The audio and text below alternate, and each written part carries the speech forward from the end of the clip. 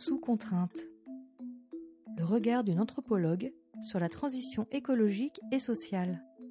Comment les contraintes liées au changement climatique affectent nos sociétés et créent de nouveaux récits.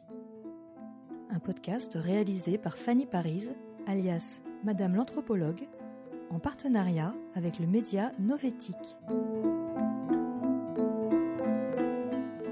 Bonjour à tous et bienvenue dans cet épisode de notre podcast Sous contrainte.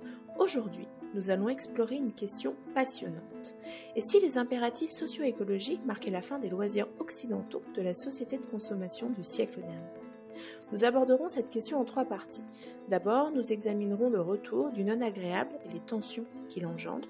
Ensuite, nous analyserons les impacts du changement climatique sur nos modes de vie occidentaux.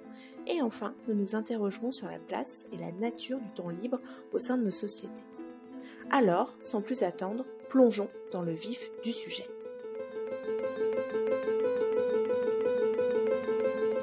Alors, voilà le topo. Ces symboles emblématiques de la société de consommation, vous savez, comme les belles baraques individuelles, les piscines ou encore les barbecues gargantuesques que l'on faisait autrefois, tout ça, ça appartient à un monde qui est en train de se faire la malle. Ces trucs, qui étaient le signe ultime du succès, ne sont plus vraiment à la portée de tout le monde. Nous assistons à la fin d'un monde et à l'émergence d'une nouvelle manière de vivre ensemble. Il est essentiel d'examiner ces 2 facettes de la réalité, celle qui s'éteint sous nos yeux et celle qui commence à prendre forme, bien que de manière plus discrète. La fin de la parenthèse hyper-consumériste du siècle dernier nous conduit à percevoir une réalité que l'on ne veut pas voir. La société de la classe de loisirs n'existe presque déjà plus. La société de consommation du siècle dernier a été marquée par la recherche du confort matériel et des loisirs. Mais aujourd'hui, le non-agréable s'impose inexorablement à l'ensemble de la population. Les impératifs de réduction des émissions de gaz à effet de serre entraînent des modifications des modes de vie, comme l'adoption de régimes alimentaires moins émetteurs de carbone, la diminution de la consommation de biens jetables et la valorisation des moyens de transport plus durables. Par exemple, l'été 2022 a été marqué par des actions militantes contre l'arrosage et parcours de golf ou le remplissage des piscines privées en période de sécheresse. Ces actions traduisent l'émergence d'arbitrages nouveaux dans l'attribution des ressources naturelles et induisent des tensions entre les différentes classes sociales. La presse et les réseaux sociaux se font également l'écho de l'animosité grandissante de l'opinion publique envers les détenteurs de jets privés. Et ça ne s'arrête pas là. Le non-agréable ne menace pas seulement notre consommation, mais l'ensemble de nos modes de vie. Les pénuries de produits de première nécessité, les prix qui flambent, tout ça, c'est la preuve que notre système de consommation est en train de craquer. Autrement dit, on remet en cause la confiance que l'on a dans notre système consumériste. Face à ce bordel, on cherche des solutions. Dans plusieurs pays, on teste des trucs pour limiter notre impact environnemental. On parle même de permis carbone individuel, une idée qui fait débat, mais qui pourrait nous aider à rendre notre société plus durable. Là, je vais vous parler d'un concept qui me tient à cœur, c'est celui de la redirection capitaliste. En gros, c'est l'idée de repenser notre économie pour qu'elle soit plus respectueuse de l'environnement et plus juste socialement. C'est ce qui pousse même certaines boîtes à se soucier de leur impact écologique et social et pas seulement à leur fric. C'est une sorte de sous-ensemble à ce que l'on appelle la redirection écologique.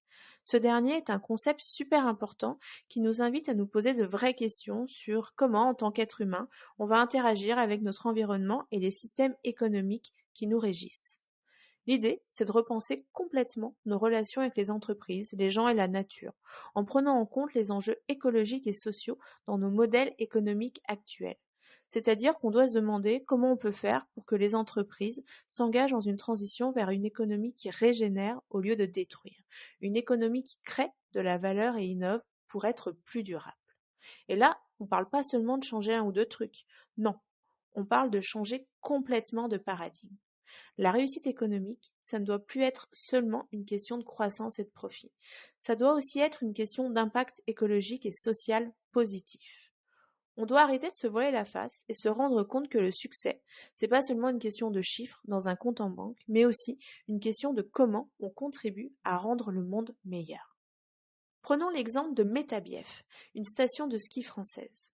Devant la baisse de l'enneigement, ils ont décidé de se réorienter vers des activités plus respectueuses de l'environnement, comme la randonnée ou le VTT.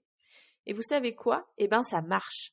Ce changement a non seulement permis à la station de survivre économiquement, mais aussi de contribuer à la préservation de l'écosystème local et à la sensibilisation aux enjeux environnementaux. La redirection écologique, en incitant à abandonner certains imaginaires, peut être considérée comme une force positive car elle stimule une réflexion critique sur les modèles économiques et les imaginaires prédominants. En soulignant les limites de ces imaginaires, la redirection écologique remet en question les hypothèses et les valeurs qui soutiennent les modèles économiques actuels, comme la croissance perpétuelle, la consommation débridée et la foi en des solutions technologiques providentielles. En contestant ces imaginaires, la redirection écologique ouvre la voie à des alternatives plus durables et équitables pour notre société. Elle encourage la prise de conscience des défis environnementaux et sociaux auxquels nous sommes confrontés et incite à chercher des solutions tenant compte des contraintes et des limites de notre planète. Bref, c'est le moment de repenser nos vieux modèles. On doit remettre en question notre foi aveugle dans la croissance et la consommation à outrance. On doit prendre conscience des défis environnementaux et sociaux auxquels on fait face et chercher des solutions qui prennent en compte les limites tant sociales qu'écologiques.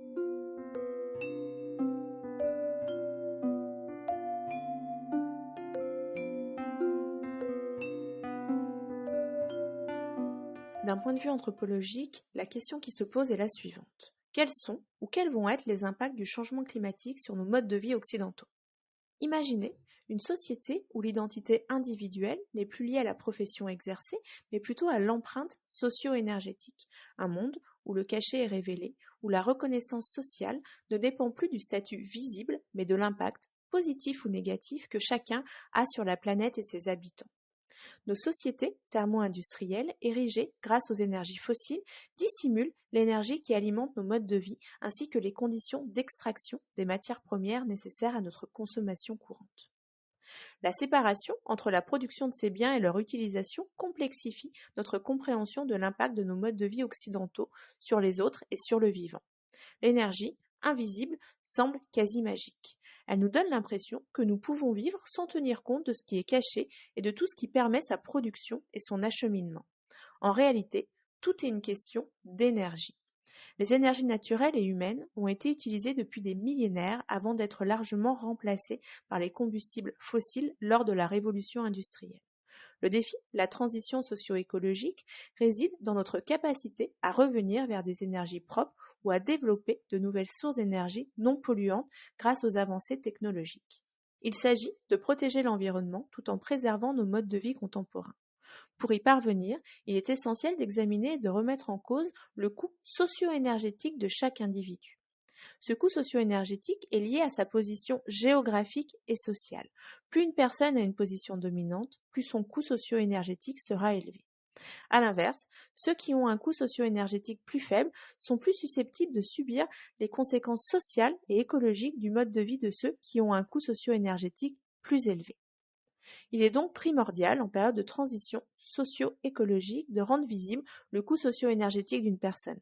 Cela permet de révéler sa position géosociale et d'objectiver sa part de responsabilité dans la transition socio-énergétique. L'objectif est de questionner la viabilité du mode de vie d'une personne à travers différentes variables, telles que l'impact de ses actions sur l'environnement, les conditions de travail des personnes qui produisent les biens qu'elles consomment, et même les conséquences de ces actions conscientes sur les autres et sur l'environnement. Les classes géosociales font référence aux groupes sociaux qui se forment en fonction de leur position géographique et socio-économique.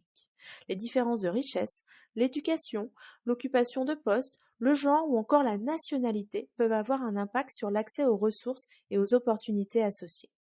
En France, par exemple, la question du partage de l'eau, ressource essentielle et pourtant limitée, est devenue un enjeu majeur, surtout dans le contexte de la sécheresse actuelle. Le ministre de la Transition écologique, Christophe Béchu, a récemment interdit la vente de piscines hors sol dans les Pyrénées-Orientales en raison de la sécheresse sévère qui touche le département. Cette mesure a été critiquée pour son manque de justice sociale car les piscines enterrées restent autorisées. Le coût socio-énergétique élevé de certains individus nécessite donc des changements significatifs. Toutefois, comme on le voit avec cet exemple, la politique actuelle semble favoriser une culture de la transition socio-écologique qui bénéficie à ceux qui polluent le plus. Il est donc nécessaire de questionner la notion de justice climatique face à la définition de nouvelles limites énergétiques qui respectent les limites écologiques de la planète tout en garantissant un niveau de vie décent pour tous. Pour cela, nous devons réfléchir ensemble à des questions telles que quels sont les droits fondamentaux de chacun pour accéder à une dignité socio-énergétique, quels sont les sacrifices auxquels ceux qui ont un coût socio-énergétique élevé vont devoir faire face. En somme, nous sommes à un tournant historique où nous devons repenser nos modes de vie et nos systèmes socio-économiques pour qu'ils soient à la fois durables et plus justes. Sous contrainte. Le regard d'une anthropologue sur la transition écologique et sociale. Un podcast réalisé par Fanny Parise, alias Madame l'Anthropologue, en partenariat avec le média Novétique. En définitive, lorsque l'on questionne la fin des loisirs, on s'interroge sur la place et la nature du temps libre au sein de nos sociétés occidentales. Il existe un lien étroit entre le coût socio-énergétique d'un individu, le temps libre et les loisirs. C'est une sorte de cercle vicieux. Le coût socio-énergétique est proportionnel au temps libre, et plus on a de temps libre, plus on consomme de loisirs et plus notre coût socio-énergétique augmente. Face à la transition socio-écologique, il est important de reconsidérer le rôle des loisirs dans notre société. Ils offrent certes une évasion face aux contraintes professionnelles, mais sont également intégrés à la logique consumériste favorisant la surconsommation nuisible à l'environnement, comme par exemple avec le tourisme de masse ou encore la Formule 1. Pour construire une société plus équitable et respectueuse de l'environnement, nous devons réévaluer notre rapport aux loisirs et réorganiser notre temps, notamment entre travail et loisirs. La révolution industrielle a stimulé la production de biens de consommation, y compris de loisirs, grâce aux progrès technologiques et aux horaires de travail plus courts. Des théoriciens, comme Baudrillard et Bourdieu, ont expliqué ce phénomène, soulignant comment la consommation de loisirs est devenue un moyen d'affirmer sa position sociale et même une fin en soi. Jean Viard a analysé comment la réduction du temps de travail et l'augmentation du temps libre ont changé nos modes de vie en France. Il l'a fait d'un point de vue sociologique. Par contre, on a d'autres anthropologues, comme par exemple l'américain David Graeber, qui lui a démontré comment certains emplois sans valeur réelle contribuent à une société de surconsommation. C'est notamment tout ce qu'on appelle maintenant les bullshit jobs et qui vont renvoyer vers une quête de sens d'une population toujours plus importante. On a encore, par exemple, le sociologue et philosophe allemand Hartmut Rosa, qui lui a étudié les conséquences de la pression temporelle sur notre capacité à profiter des loisirs. Il montre un paradoxe, c'est que même si on n'a jamais eu autant de temps libre dans l'histoire, on est toujours en train de manquer de temps, notamment par la place qu'un certain nombre de loisirs vont prendre dans notre vie quotidienne. La fin de la société du loisir implique plusieurs changements majeurs. Tout d'abord, la fin de la centralité du travail, mais également l'essor de l'individualisme et du nomadisme, et enfin, la transformation de la consommation. La réduction du temps de travail pourrait stimuler l'engagement citoyen et la réduction des émissions de gaz à effet de serre. Cependant, l'individualisme peut entraîner une perte de solidarité sociale. On a des chercheurs à ce sujet, comme Richard Sennett, qui appellent à une refonte de l'individualisme pour une société plus solidaire et collaborative. En outre, une nouvelle vision de la consommation pourrait mener à des formes de vie collective plus durables, plus solidaires et donc plus résilientes. Repenser notre rapport au loisir et au temps libre peut permettre de construire une société plus équitable et plus écologique. Il s'agit notamment de réfléchir à des modes de loisirs qui soient moins centrés sur la consommation et plus respectueux de l'environnement, mais aussi de penser une nouvelle répartition de notre temps, notamment entre temps de travail et temps de loisirs.